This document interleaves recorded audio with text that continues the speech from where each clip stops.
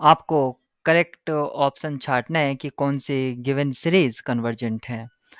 तो यहाँ पर कन्वर्जेंट चेक करने के लिए हमारे पास 2 या 3 क्राइटेरिया बड़े ही कॉमन होते हैं, जिसमें से सबसे कॉमन है रेशियो टेस्ट, रूट टेस्ट और लिमिट टेस्ट, या और कभी-कभी हम लिमिट कंपैरिज़न टेस्ट भी यूज़ करते हैं। तो सबसे पहले हम यहाँ पर देख लेते हैं रेशियो टेस्ट में क्या होता है। अगर ये limit an upon an plus 1 मान लीजिए, अगर ये L आता है और अगर L ग्रेटर देन 1 है तो ये कन्वर्ज होगा इस केस में, जो गिवन सीरीज़ है वो कन्वर्जेंट होगी। लेस देन 1 पर डाइवर्जेंट होगी और इक्वल टू 1 पर टेस्ट फेल हो जाता है, यानी कि आपको फर्दर इन्वेस्टिगेट करना होता है। ऐसे ही रूट टेस्ट की अगर बात करें तो रूट टेस्ट में हम लिमिट निकालते हैं, limit of an raise to the power 1 upon n। मान लेते हैं ये लिमिट L है, अगर L लेस देन 1 है इस केस में कन्वर्ज करता है, अगर L ग्रेटर देन 1 है तो डाइवर्स करता है, और L इक्वल टू 1 पर टेस्ट यहाँ भी फेल हो जाता है। तो ऑलमोस्ट जब ये दोनों ही इस तरह से कन्वर्जेंस देते हैं तो हमें यहाँ पर सबसे पहले ये सोचना चाहिए कि कौन सा टेस्ट अप्लाई करें और कौन सा टेस्ट इसमें पावरफुल है। तो सबसे पहले हम ये डिस्कस कर लेते हैं कि जो रूट टेस्ट है, वो रेशियो टेस्ट से पावरफुल है। Root test is powerful. और यहाँ पर पावरफुल का मीनिंग क्या है? यहाँ पर पावरफुल का मीनिंग ये है कि कभी-कभी किसी सीरीज़ में जब हम रेशियो टेस्ट अप्लाई करते हैं, तो वो उसकी कन्वर्जेंस को प्रेडिक्ट नहीं करता है, लेकिन रूट टेस्ट उसकी कन्वर्जेंस को प्रेडिक्ट कर देता है। तो अब यहाँ पर सबसे पहला कंसर्न ये आता है कि हमें कब रूट टेस्ट या कब रेशियो टेस्ट अप्लाई करना चाहिए। अगर पावर में आपको n इन्वॉल्व है, तो वहाँ पर कोशिश करनी चाहिए कि आप उसमें रूट टेस्ट अप्लाई कर दें। जैसे ऑप्शन ए में यहाँ पर दे रखा है summation n square 2 raise to the power minus n। यहाँ पर पावर में n इन्वॉल्व है, तो इसमें आप कोशिश करें रूट टेस्ट अप्लाई करने की। एक टेस्ट और होता है जो हम आगे डिस्कस कर लेंगे, तो हम एक-एक ऑप्शन को वन बाय वन चेक करेंगे। ये भी एक यहाँ पर डिस्कस कर ही लेते हैं कि अगर लिमिट ऑफ an अगर 0 नहीं है, तो हम डायरेक्ट कहेंगे कि वो डाइवर्जेंट होगा। मतलब जो भी कन्वर्जेंट सीरीज़ है, उसकी लिमिट हमेशा 0 होती है। अगर लिमिट 0 नहीं है, तो इसका मतलब डाइवर्जेंट है। और ये जो सारे टेस्ट हैं, मैंने आपको बताया पॉजिटिव टर्म सीरीज़ के लिए हैं। तो सबसे पहले ऑप्शन ए की बात करते हैं। ऑप्शन ए में जो दे रखा है n square 2 raise to the power minus n, इस सीरीज़ के लिए an क्या हो जाएगा हमारा n square 2 raise to the power minus n।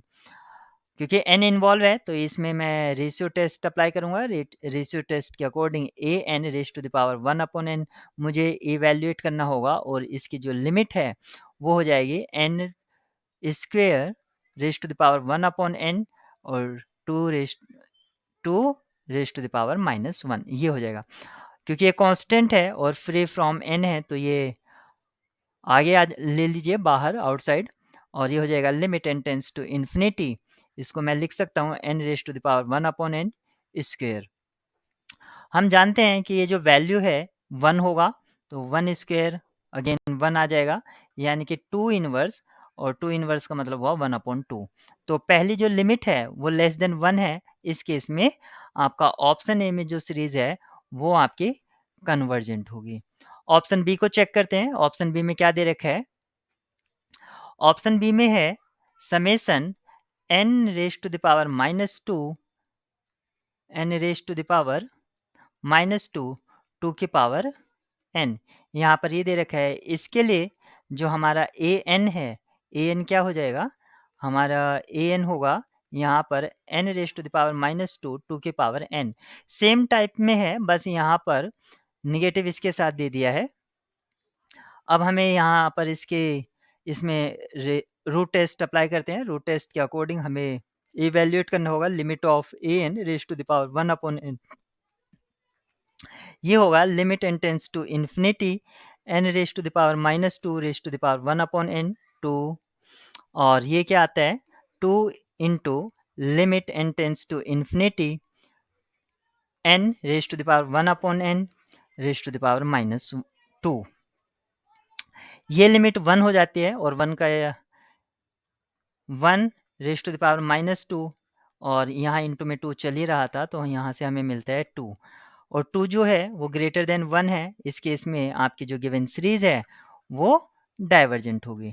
यानी कि option A convergent, option B आपका डाइवर्जेंट हुआ। अब हम ऑप्शन सी की बात कर लेते हैं। ऑप्शन सी में जो हमें दे रखी है सीरीज़ वो दे रखी है summation n equal to 2 to infinity 1 upon n log n। अगर कोई सीरीज इस फॉर्मेट में दिखाई दे n इक्वल टू 2 से infinity 1 upon n log n raise to the power p और अगर p ग्रेटर देन 1 है, इस केस में ये जो सीरीज है कन्वर्ज करती है और अगर p जो है वो 0 या 0 से बड़ा है और 1 से छोटा है, इसमें डाइवर्ज करती है। तो यहाँ पर आप देख सकते हैं जो p का वैल्यू है यहाँ पर 1 है, तो p इक्वल टू 1 होने पर आपकी जो ये सीरीज़ है ये भी डाइवर्ज करेगी। ऑप्शन डी को मैच करते हैं कि ऑप्शन डी क्या आएगा। ऑप्शन डी में यहाँ पर हमें जो गिवन सीरीज़ है 1 upon n log 1 plus 1 upon n यहाँ पर ये सीरीज दे रखी है।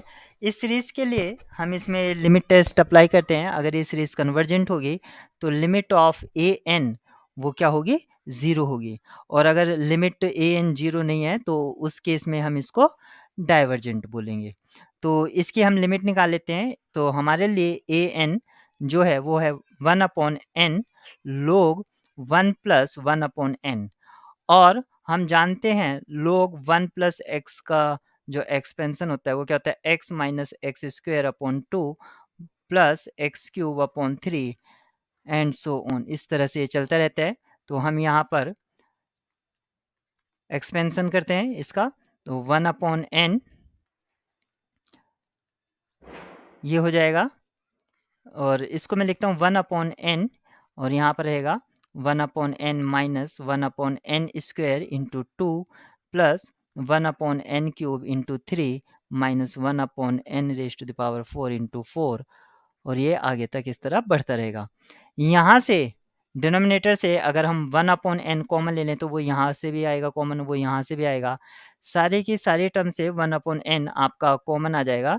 तो जो होगा वो इस n से कैंसिल आउट हो जाएगा। तो हमें जो एक्सप्रेशन बचेगा वो मिलेगा 1 upon 1 minus 1 upon n into 2 plus n containing terms जो भी होगी उसमें सभी में n होगा और जैसे ही आप लिमिट पुट करेंगे यहाँ पर इस केस में, क्योंकि हमें निकालना है लिमिट ऑफ ए एन और जैसे ही आप n टेंस टू 0 पुट करेंगे ये सारे के सारे टर्म 0 हो जाएंगे। तो जो बचेगा एक्सप्रेशन वो 1 प्लस 0 यानी कि आपकी लिमिट 1 आएगी।